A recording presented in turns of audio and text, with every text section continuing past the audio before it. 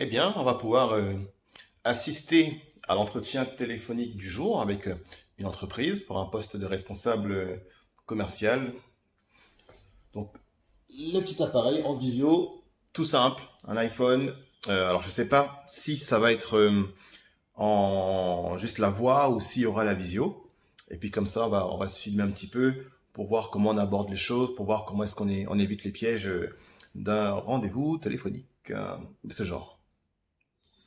Donc installer tranquillement, hein, rien de bien compliqué. Hop, je m'installe là sur le petit canapé, bien à l'aise. Le costard cravate pour montrer on est sérieux et qu'on prend les choses à cœur. Bien isolé pour éviter les bruits parce que là-bas, il y a la femme, le bébé, donc faut pas que ça interagisse trop dans le rendez-vous. Il y a le bruit des oiseaux, ça met de bonne humeur, un peu de forêt autour, tout ça. Donc on est prêt et à tout à l'heure. Pas non plus la meilleure solution, mais bon, en tout cas, ça nous permet de pouvoir au moins avancer sur le recrutement aujourd'hui. En tout cas, rassurez-vous, je commence à être habitué à la chose, donc un peu plus à l'aise maintenant entre vos collègues que j'ai rencontrés et d'autres opportunités que j'ai eues, donc tout se fait en visio. Donc on commence à être habitué à ce nouveau mode de fonctionnement. D'accord, bon, bah, écoutez, tant mieux que ça. Ce que je vous propose, c'est peut-être que vous fassiez déjà un petit point de ce que vous avez retenu du poste, puis après, je vous laisserai vous présenter et puis répondre après si vous avez besoin aux différentes questions que vous pouvez encore avoir concernant l'entreprise ou le poste. D'accord? Oui, tout à fait. Alors, ce que j'ai compris du poste, c'est un poste avec de fortes responsabilités, de forts enjeux, un poste de responsable commercial, donc au sein du département, enfin, sur les clients collectivité locale en particulier. Voilà, donc avec une mission d'aller les rencontrer, de proposer la solution donc sur un périmètre qui serait national.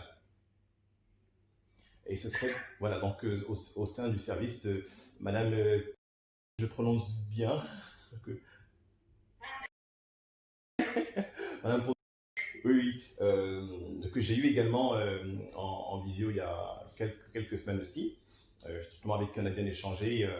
J'ai le sentiment de mon côté, en tout cas, que j'ai bien apprécié ce qui m'était présenté. Euh, et donc l'idée est d'une part, fidéliser les clients qui sont déjà donnés, et puis surtout d'aller développer du chiffre d'affaires sur des nouvelles conquêtes en parlant bien du produit auprès de cette part de clientèle. Tout à fait. Il y a une part surtout importante qui est vraiment plutôt sur de la chasse. Oui, Je ne sais pas si elle nous a, Ocalia Ponté nous a rejoint, alors elle faisait partie du groupe, mais elle nous a rejoint sur ses missions il y a à peu près 6 mois maintenant. d'accord, Et en fait, ce secteur a été créé en fait il y a presque 3 ans maintenant. d'accord, Avant, on a tout structuré et organisé comme ça au oui, sein et du coup, on s'est organisé justement par marché il y a 3 ans et c'est un marché voilà, où on sait qu'il y a énormément de potentiel oui, justement à développer. Donc voilà, on a quand même aussi besoin de développer justement et d'aller chercher ces nouveaux clients. d'accord.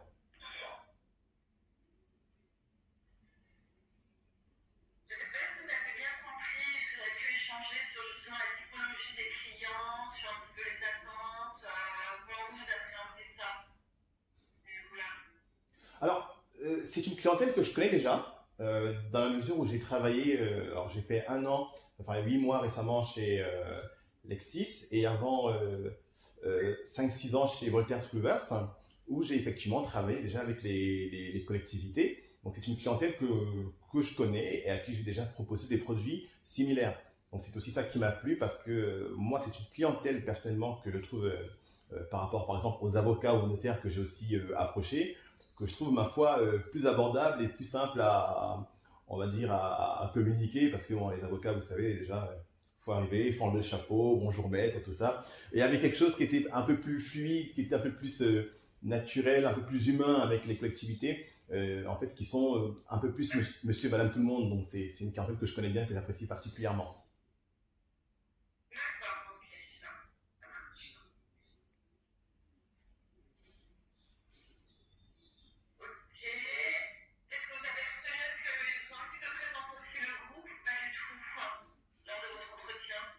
Alors, le groupe, non, ça n'a pas vraiment été présenté. Je me suis renseigné moi un peu plus précisément parce que forcément, étant dans la sphère juridique, on se connaît les uns les autres, on va dire, mais pas de manière plus intime, dirais-je. Euh, donc oui, ça m'intéresserait justement, c'était des questions que moi j'avais aujourd'hui, de connaître un peu plus justement le groupe, la structure, à la rigueur même l'équipe à laquelle sera intégré le responsable commercial. D'accord. Alors, aujourd'hui, pour être très clair, le groupe, en fait, donc, est constitué principalement donc, des trois maisons d'édition qui sont françaises. Très bien. Mais on a également donc, six organismes de formation Oui, donc, qui sont très souvent en lien avec la France Formation, la LGA, la Dallos Formation, et on a aussi CSP. On a racheté l'année dernière deux autres centres de formation qui sont en Bahreïn et l'Océanie. d'accord. Donc, ça, c'est le périmètre, j'ai envie de dire, national. Oui, On a aussi des entités implantées en Europe, d'accord. que ce soit en Belgique, que ce soit en Italie, en Espagne, au Royaume-Uni. Voilà. On a Hollande. On a aussi des périmètres, donc toujours sur le même secteur d'activité qui est donc l'édition juridique. Mhm. On a aussi des entités dans ces pays-là. Aujourd'hui, pour donner une idée, en France, on est 1600 collaborateurs et au niveau Europe, on doit être à peu près 2006. D'accord. Après, même si le groupe, par exemple, a été intégré dans ce groupe, enfin, il était déjà dans le même groupe, on a été dans ce groupe-là en 2006. Lui, on a toujours travaillé de manière séparée et un petit peu aussi en concurrence. D'accord, oui. Donc en fait, c'est assez récent qu'on commence à travailler avec les autres entités du groupe. Alors, ça va remonter il y a 2 ans. Oui, Et on voit que là, ça commence à de plus en plus s'accélérer sur des rapprochements, parce qu'on sait bien sûr qu'il y a des synergies qui pourraient être profitables. On est le premier groupe juridique français. Et oui, c'est vrai qu'aujourd'hui, ce n'est pas forcément une chose sur laquelle on s'appuyait, ni sur laquelle on communiquait.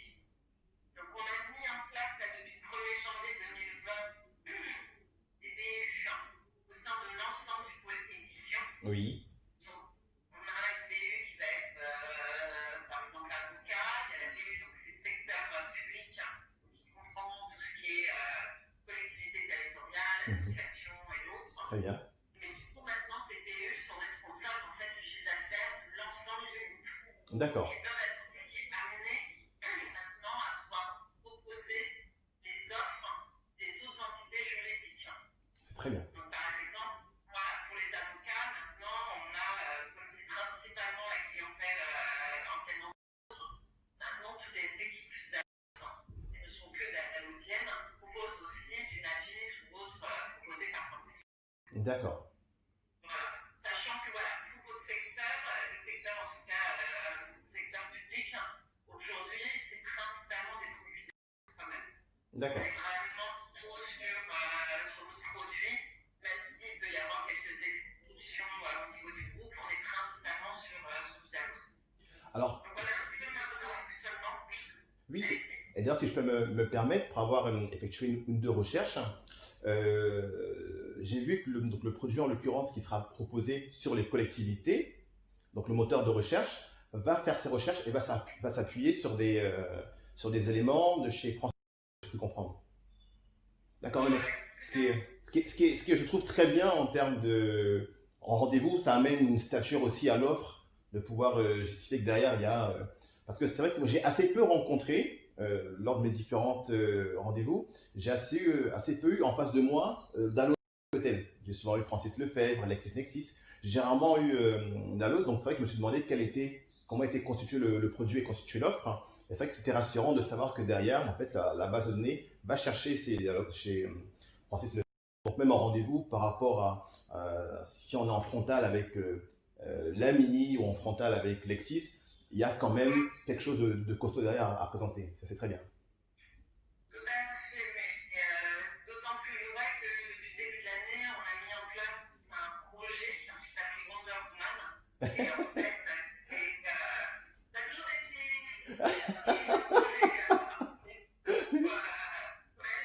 C'est génial. On a toujours des systèmes, on a des plateformes qui s'appellent Hulk, on a plein de trucs un peu. C'est Voilà. génial. C'est toujours les plateformes d'investisseurs sont toujours contraintes de beaucoup d'originalité là-dessus. Et en D'accord. fait, non, on a lancé, donc c'est la nouvelle plateforme. En fait, Oui, avant, il n'y avait pas forcément de bonne visibilité pour accéder à la notre base. Et là, voilà, chaque j'ai envie de dire, marché a son propre site internet oui, et son propre plateforme de connexion. d'accord. Donc là, on a un bel qui justement a été revu, mais vraiment revu dans toute son ergonomie. Donc c'est souvent les mêmes fonds que pour, par exemple, Dalloza ou autre. Ah, c'est perdu. Je suis là, vous me voyez? C'est bon. Mais voilà, donc là maintenant, tout a été repensé pour justement proposer un site beaucoup plus attractif et ergonomique pour nos clients et notamment sur cette site. Donc on a plusieurs,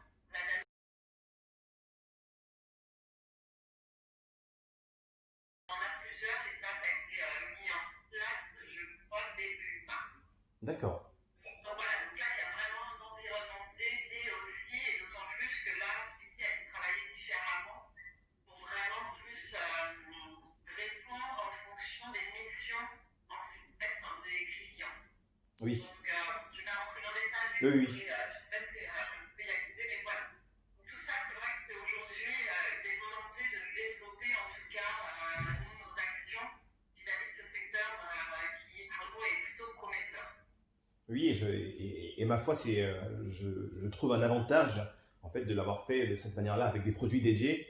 Il me semble que les clients sont assez sensibles au fait que c'est un produit qui est vraiment pour eux, parce que j'avais rencontré chez l'ami le problème où on avait un produit efficace, mais qui était pour tout le monde, avocat, notaire, collectivité. Donc en fait, chacun n'avait finalement besoin que de 20% de ce qu'il achetait. Donc vous voyez, commercialement, il fallait réussir à s'en sortir. Alors qu'avec un produit dédié comme vous l'avez fait aujourd'hui, je trouve que c'est quelque chose qui est vraiment intéressant et prometteur. Tout à fait.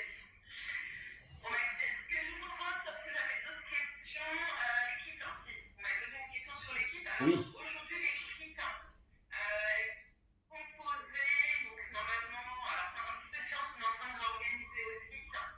À la base, l'équipe était composée de 2 commerciaux. oui, Donc, on a une personne qui, les 2 commerciaux en fait sont partis en fin d'année dernière. d'accord, Suite à un changement, ça faisait 3 ans qu'ils étaient là, ils ont souhaité voilà, quitter l'entreprise, en très bon terme. Et donc là, on a une personne en interne qui évolue, qui va rejoindre nos équipes donc le 1er juin. d'accord, Donc c'est une personne qui aujourd'hui est plutôt sur la tête des ventes et qui connaît très bien le groupe et ses produits. Et du coup, donc, ce serait un deuxième poste de commercial. Sachant que le secteur a un petit peu évolué parce qu'on a aussi intégré la partie en fait université. oui, On a un commercial qui était dédié sur l'université, qui était avant dans un autre secteur et qui maintenant fait partie de cette BU. d'accord, Et on a quand même 2 responsables marketing, oui, plus la directrice. Donc, très bien, voilà, c'est plutôt une petite équipe, sachant qu'aujourd'hui cette équipe est intégrée, on a un mode de fonctionnement chez nous qui est en fait par héritage. Et donc l'équipe est intégrée avec tous les rédacteurs qui écrivent justement sur ce marché, parce que justement ça nous permet plus d'interaction oui, entre les rédacteurs et les commerciaux pour pouvoir justement expliquer, tiens, tel type de produit, pourquoi, quels sont les petits arguments qu'il faut mettre en avant justement par rapport aux d'accord. clients. Et ça permet aussi, on l'a déjà vu, d'avoir des rédacteurs qui peuvent être sollicités pour intervenir et faire aussi des formations, des Ah, ouais. accompagnements de commerciaux. C'est ce que j'allais vous demander. Est-ce que des fois, pour avoir un rendez-vous beaucoup plus impactant, on peut faire venir avec nous un rédacteur qui va venir appuyer notre démonstration et convaincre le client aussi? C'est génial. Très bien. Ouais, tout à fait. Donc là-dessus, non, et on a l'homologue qui est le directeur de la BU aussi secteur public qui sur la partie rédaction, Oui, qui bien au contraire adore se présenter, aller à la rencontre des clients, qui est oui, plutôt oui. friand là-dessus. D'accord. C'est pareil, c'est quelque chose qu'il apprécie aussi et je pense que pour lui c'est aussi important d'avoir un retour client sur, sur les Oui, produits, sur ce qu'ils font. Donc je pense que c'est vraiment une BU qui a bien fonctionné là-dessus, sur du donnant-donnant. mhm, On a vraiment travaillé ensemble pour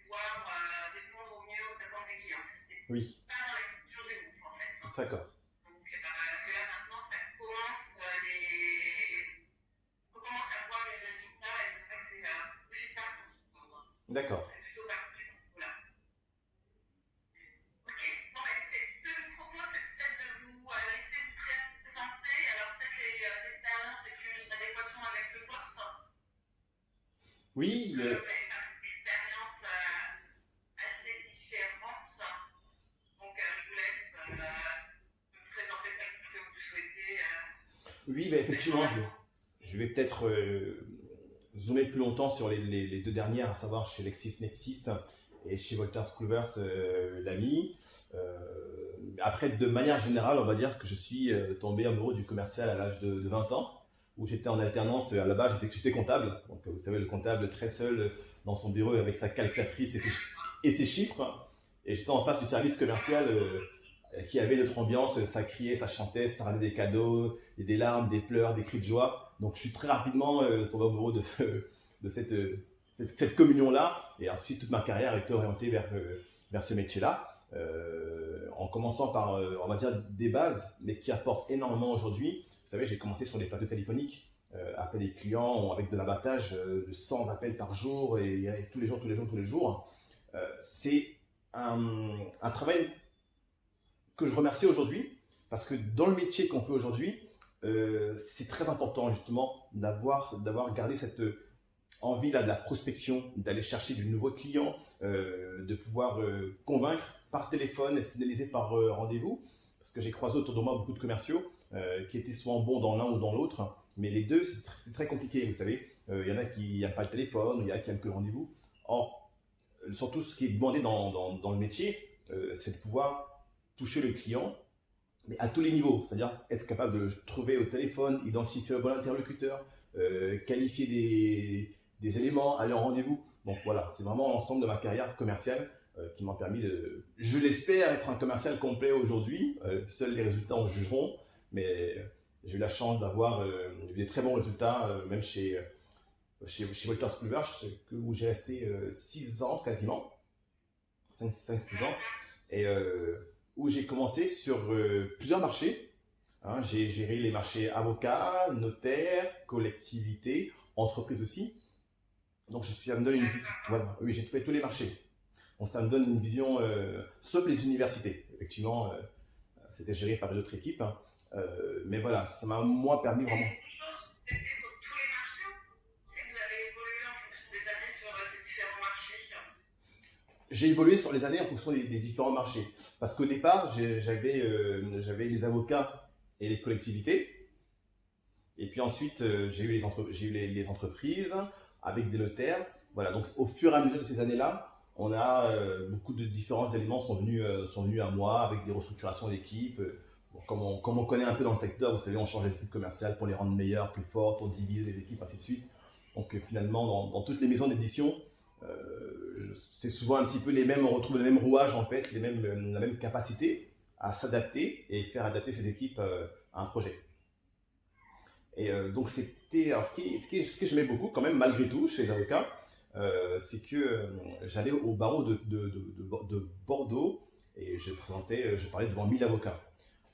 Faut avoir le cœur accroché, hein, parce que quand vous montez sur le pupitre, il y a un silence, vous avez intérêt à savoir ce que vous allez dire, mais j'ai voulu rester dans le milieu juridique parce que c'est un milieu dont je suis amoureux. Vraiment, c'est un milieu que j'adore. Alors, je suis même pas juriste, je connaissais rien du tout au départ, mais j'ai appris à apprécier, j'ai apprécié les interlocuteurs que j'ai rencontrés, j'ai apprécié parler de leurs problèmes juridiques, voilà, et les produits aussi. Moi, je les trouve géniaux, quoi, parce que il y a un tel niveau de technicité, parce que c'est des lois, c'est des enjeux qui sont très forts pour les clients, sur lesquels on n'a pas droit à l'erreur. Et même toute l'équipe, les équipes derrière, les équipes juridiques, les équipes rédactionnelles, où justement moi j'ai toujours eu beaucoup d'interactions avec ces personnes-là. J'ai toujours voulu faire remonter des informations parce que on travaille vraiment travailler ensemble. On a besoin de la rédaction et eux ils ont besoin de nous parce que nous on va remonter des informations, ils vont pouvoir améliorer des choses et surtout ils vont aussi au niveau de la rédaction, des juristes, ils vont nous apporter des éléments qu'on va pouvoir nous aller amener après en rendez-vous.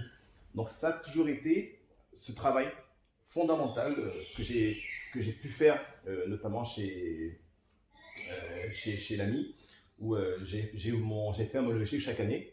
Chaque année, j'ai atteint et dépassé les objectifs. Et d'ailleurs, avec un objectif que j'ai atteint, que j'ai fait à peu près 2 ans, je suis le seul à l'avoir fait. C'est ma petite fierté chez eux. J'avais vendu une offre au barreau, d'ailleurs au barreau de Toulouse, justement à force d'y aller et de le faire connaître. Ce qui montre qu'en fait, c'est un métier de relation. Au-delà de la vente, on va dire, c'est pas de la vente à la sauvette. Vous construisez, je vais construire une vraie relation avec les clients. Il faut les voir et les revoir. Et même un client qui nous dit non aujourd'hui, mais peut-être que demain ce sera oui, parce qu'on aura su le charmer différemment, on aura su apporter une réponse à ses interrogations. Et j'avais notamment vendu une offre à plus de 200 000 euros au barreau de Toulouse. Ça n'a jamais été fait. Ah oui, oui. Ben justement, en fait, en vendant au barreau, ça a permis en fait que tous les avocats du secteur en fait se connectent directement au barreau de Toulouse et n'aient plus en fait à avoir des abonnements individuels. D'accord, ouais. En termes de rendez-vous, vous avez des objectifs ou non, c'est uniquement des objectifs en termes de chiffre d'affaires? Alors, on avait un objectif, mais qui était aussi laissé à la pression de chacun, c'est-à-dire de 5 rendez-vous par semaine.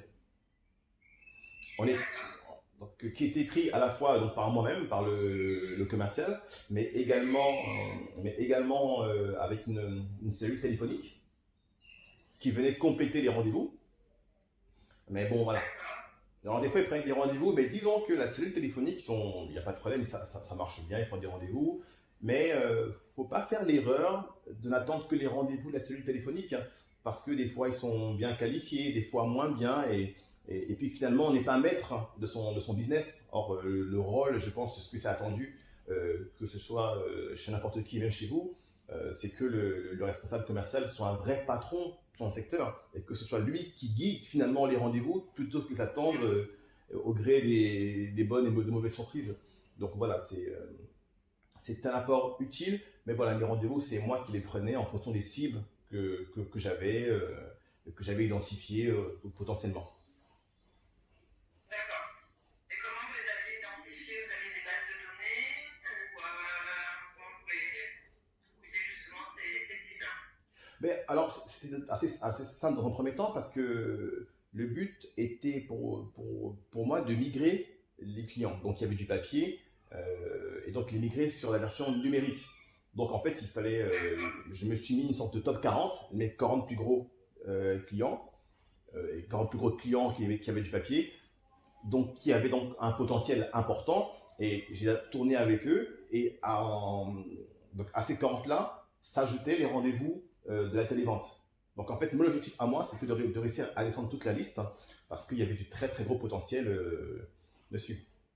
Donc après, il y avait des leads entrants ou des fois, quand je me déplaçais, par exemple, j'allais faire des rendez-vous en région. Si j'avais un rendez-vous, j'essayais toujours quand même de prendre des rendez-vous avec des clients parfois plus petits ou qui n'étaient pas identifiés, mais qui sont dans la région, de manière à maximiser les rendez-vous.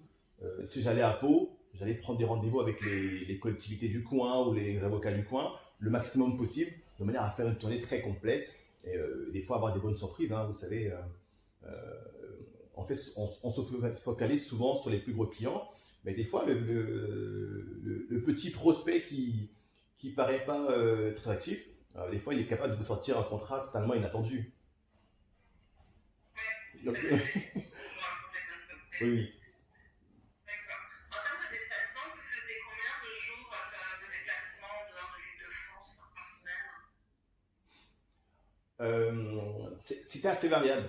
Je pouvais faire une semaine où il n'y avait pas de déplacement du tout, et je pouvais faire la semaine d'après, déplacement toute la semaine. Donc c'était vraiment en fonction des possibilités, et parce que des fois c'était mieux, en fait, si j'avais un rendez-vous un mercredi sur une semaine, ça m'arrangeait plutôt de le décaler à la semaine d'après parce que j'allais déjà dans la région et que j'allais regrouper les rendez-vous. Donc il n'y a pas mais disons que si on doit faire une moyenne, je faisais en général 2 nuitées par semaine en région. D'accord. Et vous n'avez pas d'impératif personnel qui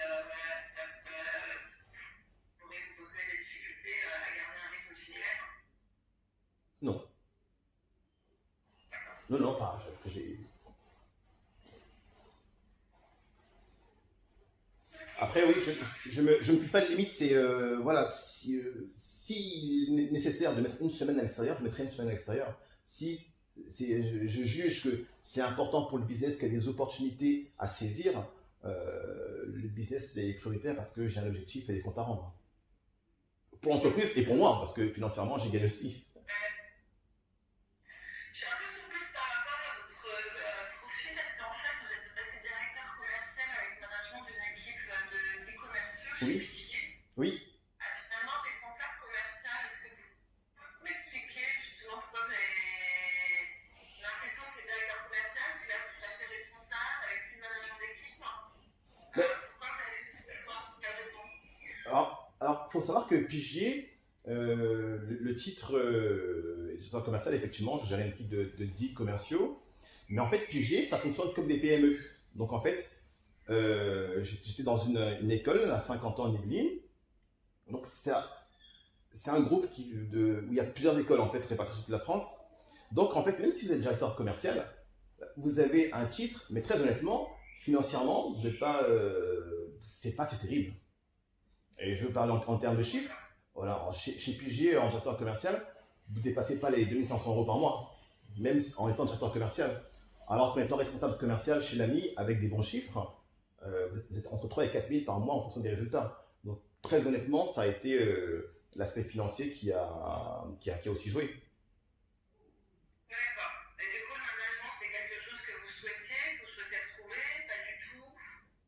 Alors, j'ai envie de dire, c'est quelque chose que je sais faire. Si un jour on a besoin de mes compétences parce qu'on m'a jugé bon sur mon travail et qu'on me dit tiens, Olivier, est-ce que ça t'intéresse de passer sur tel poste et que j'ai fait mes preuves, ça va pas me déranger. Donc c'est une compétence, c'est une flèche de plus à mon arc au niveau des compétences. Mais c'est pas quelque chose que je recherche absolument. Parce que vous savez, le management aussi, c'est pas toujours facile. Hein. Des fois, on est bien dans son coin à bien gérer son temps que devoir gérer des hommes et des caractères humains. Ça, et aussi commercialement, quand vous atteignez votre objectif,